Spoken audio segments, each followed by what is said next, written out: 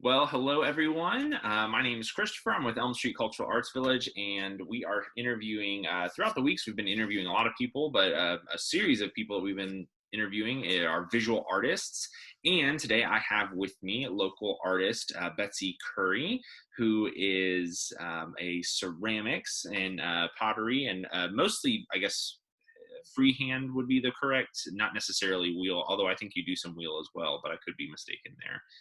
Sculptural. I would say sculptural. Sculptural. Okay, there we go. They're showing my naivety before I even ask a question. I love it. That's great. But anyways, we have Betsy Khuri here, and we are going to learn a little bit about her process and a little bit about her craft. And I'm excited.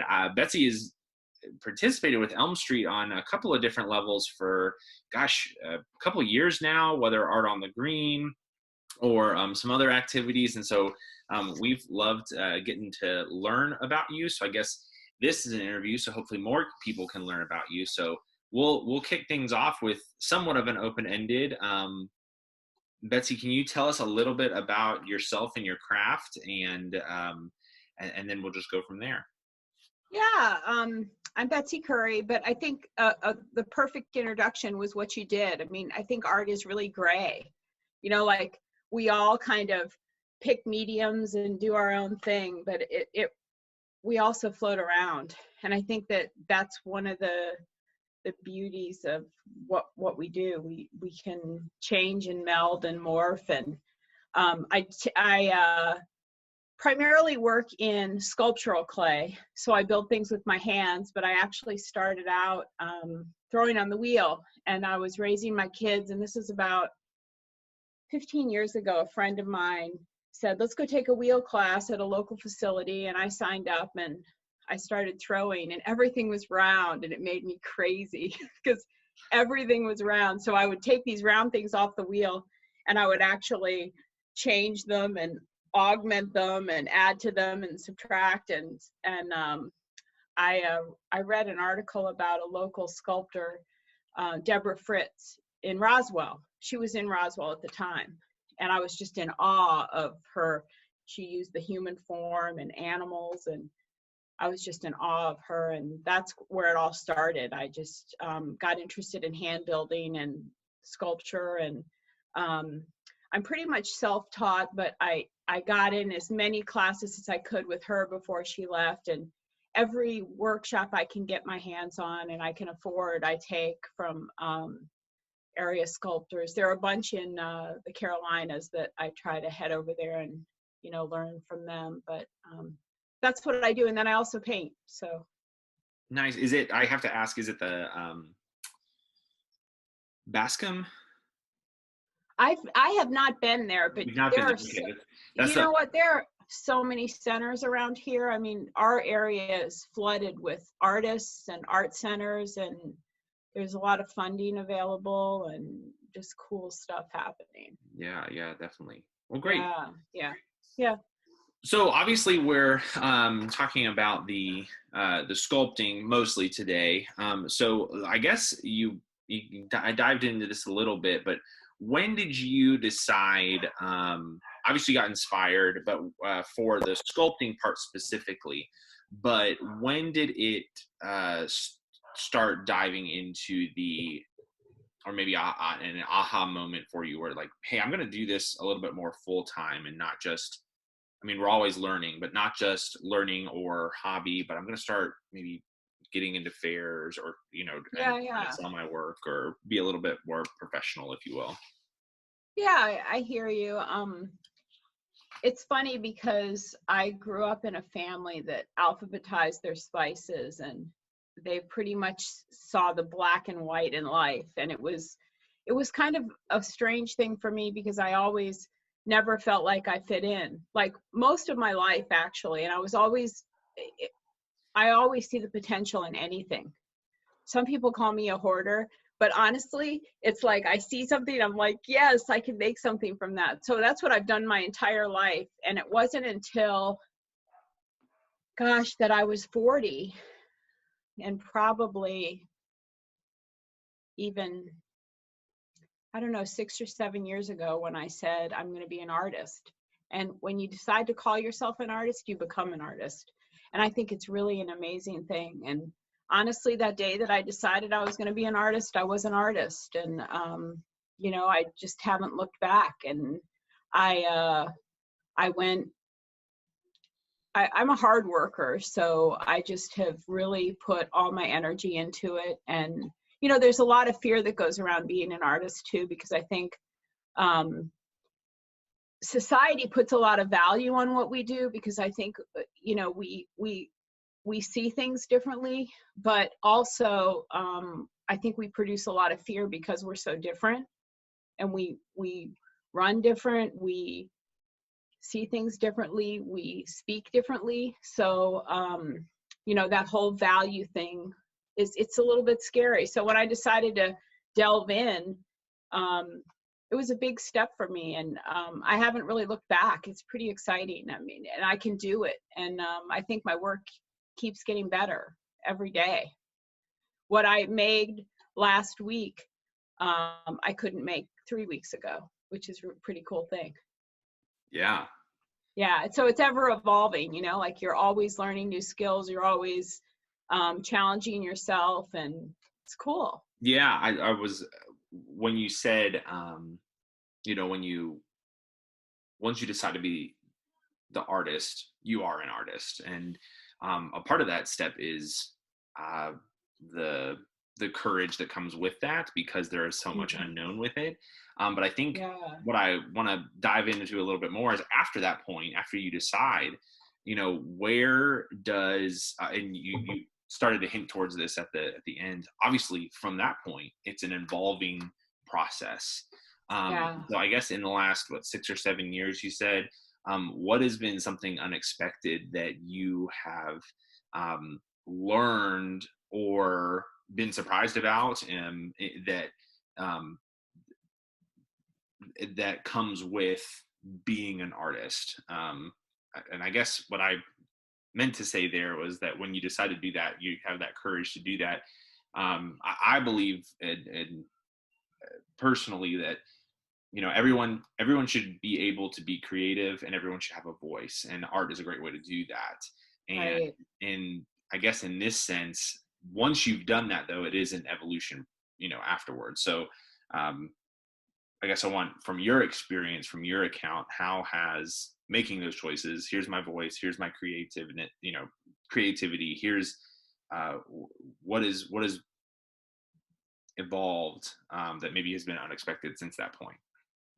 You know, it's funny. I think the biggest thing is when you get your following, you know, like, you know, when you're talking about getting a voice, and I've always had a voice. I mean, I've always been fairly outspoken in what I believe in and who I am. But when you finally decide to go out there and like speak your truth and make what's inside you, you know, rather than edit yourself. Because for a while I did make a lot of stuff that I knew would sell and was kind of fairly mainstream. But you actually, or I actually, you know, started to get a following of people that actually, you know, drank my Kool-Aid and like, Sure. you know, right? And Yeah. they like my stuff. And, you know, that's kind of shocking because, you know, it's funny because you want to be true to yourself and make what's inside you, but at the same time you're not sure. I think because I know that I've always seen things so differently, you're not sure you're going to have people that are interested, but there are a lot of people out there interested. And just as I follow other artists that speak to me, you know, I now have those people that follow me, which is pretty cool. And the biggest compliment I think for me too is having some people that I really respect now follow me, you know. So I kind of talk the talk and walk the walk, and I have artist friends, and I live an artist life, and it's all because I just decided I was an artist. It's pretty cool. Yeah, I like that. And I like Yeah. how I think a lot of times, especially my background is more performance art and theater and that sort of thing. I think a lot of times there's this connotation that goes with visual art that is surrounded by isolation and surrounded by individualism only. and what I've learned, at least with interviewing artists and learning at least my perception of a lot of visual art craft is this is not true. Like, I mean, there are moments of isolation. There are moments of individualism. There are moments that are singularly focused on the artist, which is all Right. appropriate. Right. But what I've learned more and more is that it's such an organic give and take between the pieces, the artist, and the audience still, even though it's not a stage or a radio or some other performance, if you will, that is quote unquote in that moment. Those pieces are still in that moment, and they So, speak to others, and that how that transcends into what you were saying, where now you have a following, now you have an audience that's almost built in the same way is fascinating, I find. it is. It's really a neat thing, and I think that you just have to be able to, have the courage to turn yourself over, just like you're talking about, to get up on the stage and all those people that are going to support you. And then you actually too feed on the people that are watching you, so like we're all intertwined. It's really lovely, Yeah. Yeah. I like it. Even I have even customers that'll say, hey, have you thought about this, and it'll take me in a different direction, or so it's pretty cool, Yeah. Yeah, yeah. definitely. So let's break down some of your pieces a little bit. I mean, I see an array behind you, and we've learned a little bit about you and how you've evolved. What about your pieces? Talk me through your process of creating a piece. I just kind of make stuff. People ask me all the time, like, what were you thinking? And I usually do like a post-mortem, and then I can usually figure out what was the incentive behind something I did. But I put, it's funny, I didn't even have to, I was going to come down here and like set up something for you, so you had a little display behind me, but like my studio is such a disaster. Literally all this stuff was just sitting here. But at least recently I've been working on these vultures in the background.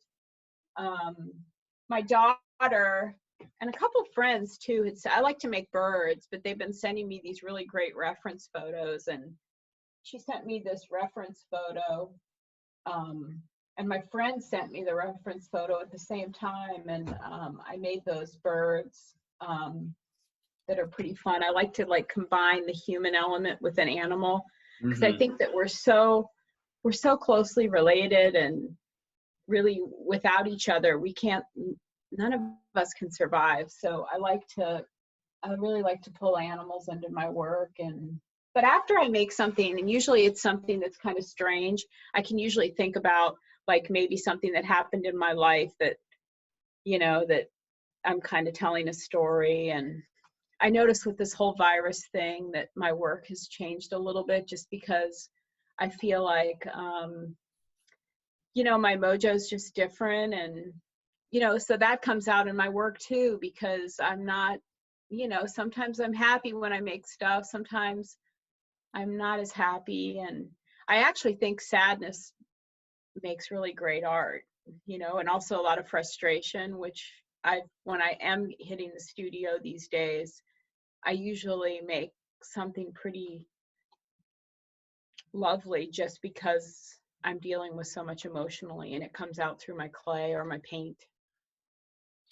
Very nice. So it really is or what I should say, when you're making, as far as your process, very fluid as to reactive and or organic to your emotions and feelings at the time. Absolutely. Yeah.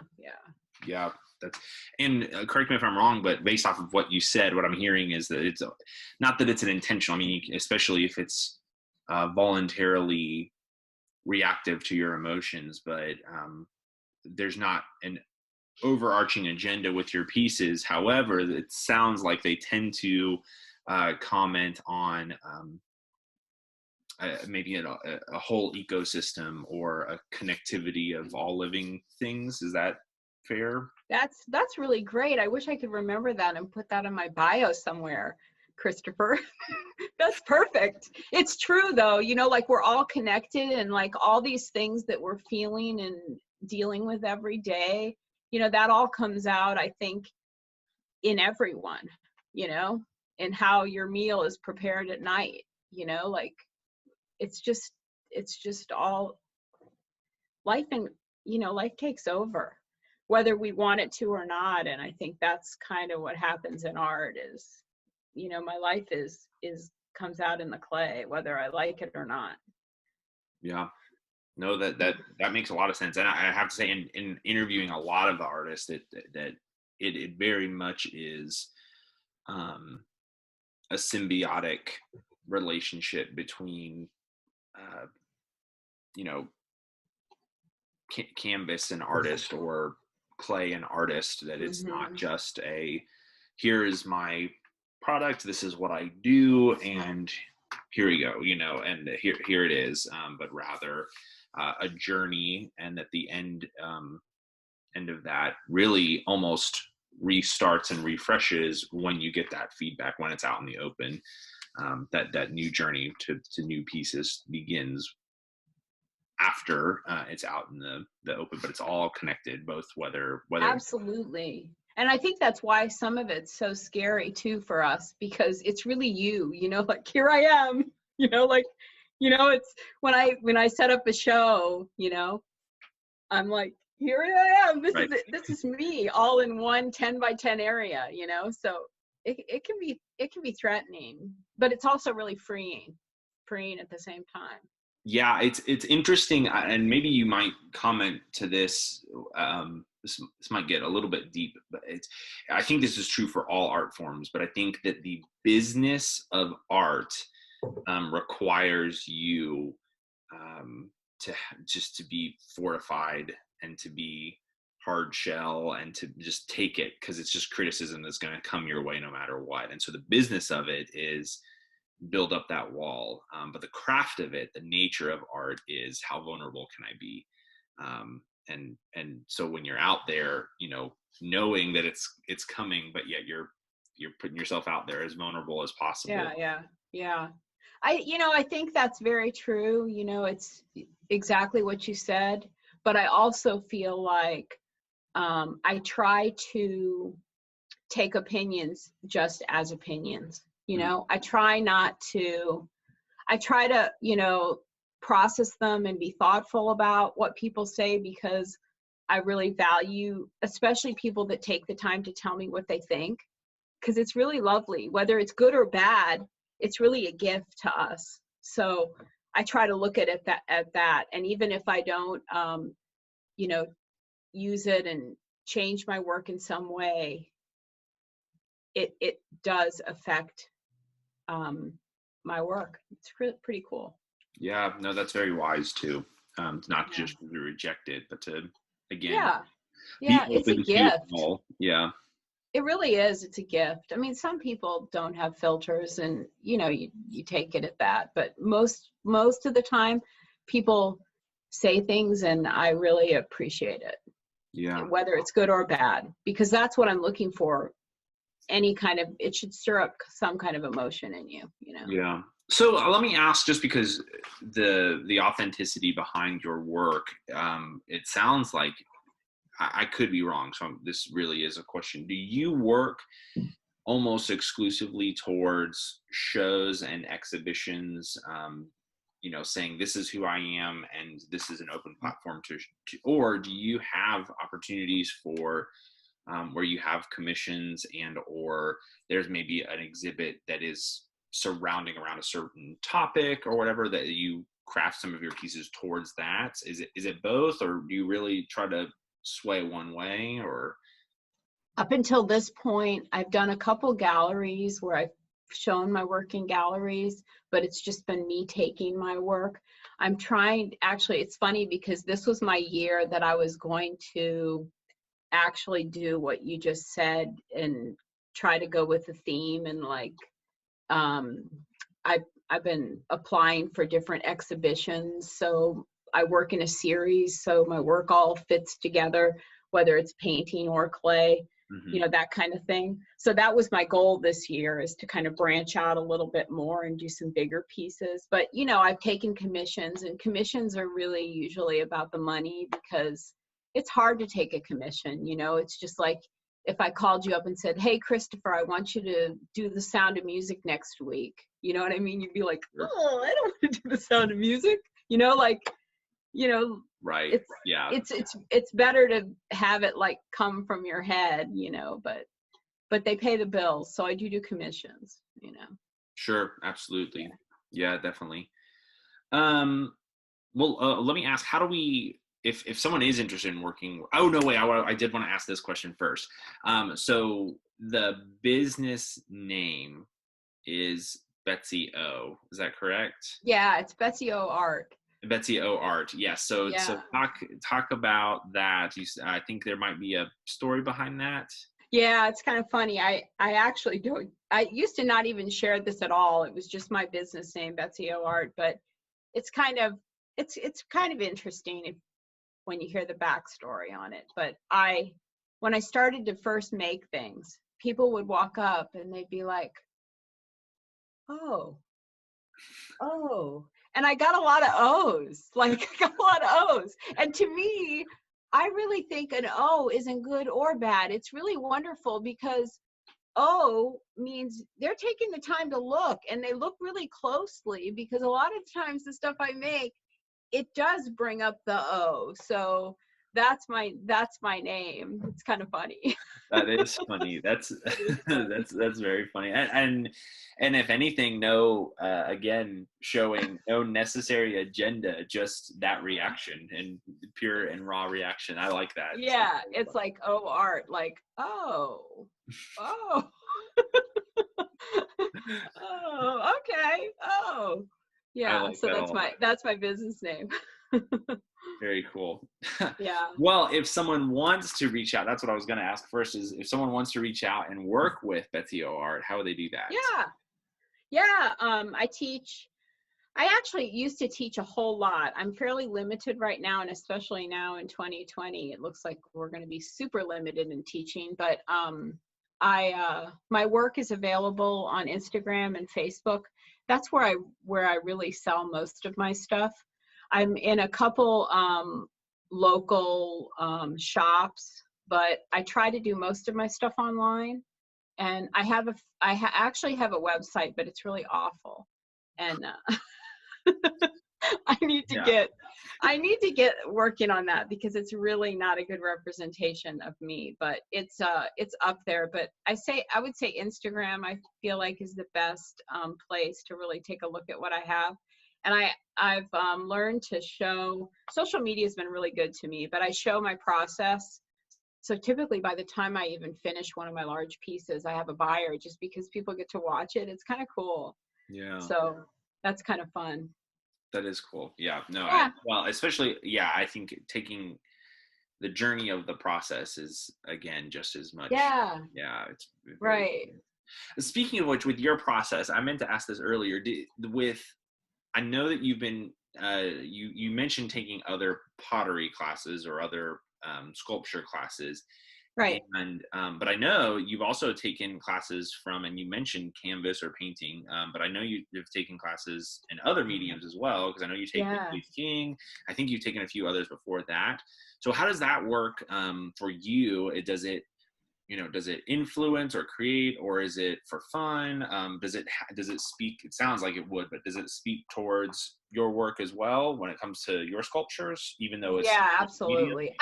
I think all artists feed off each other. I actually started to see Chase's work. I think I met him through Murph, who everyone meets everyone through Murph, right? Sure. So Murph introduced me to Chase, and then I started checking out Chase, and Chase's work is just so inspirational to me. I just think it's so amazing.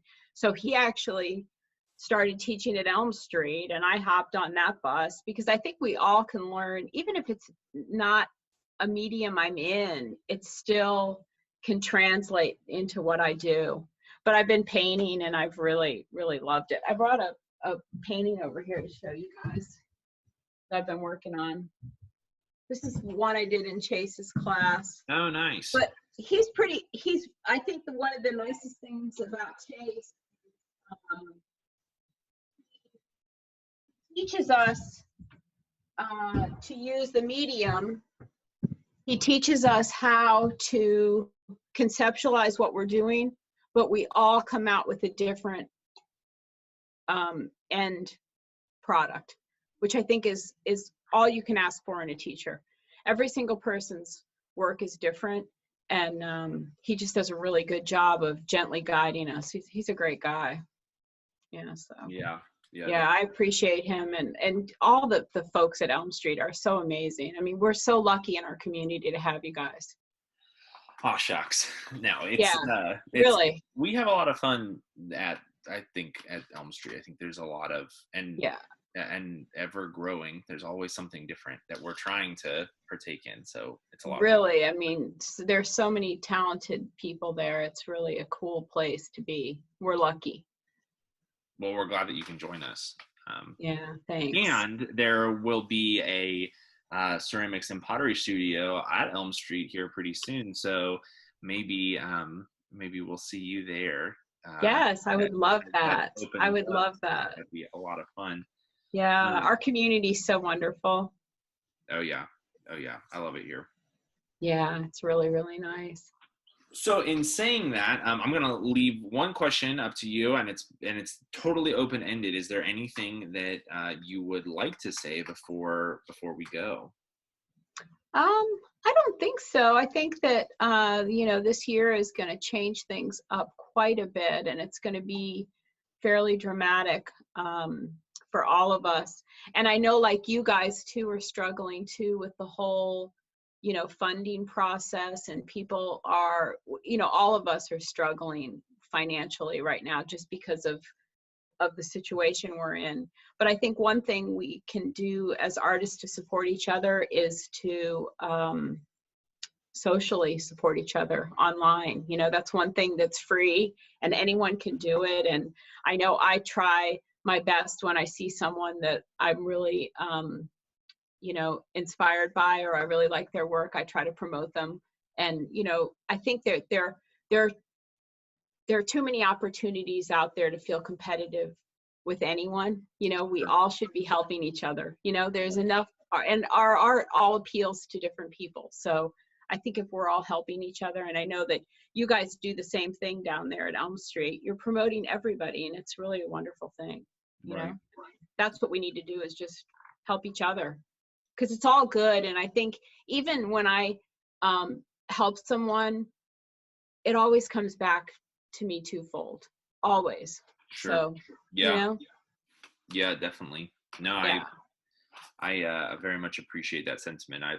I appreciate your heart, Betsy. So thank you for sharing that. Thanks. Well, and also thank you for joining us. I appreciate you taking the time to interview a little bit. And that for those of you watching, definitely check out Betsy O Art.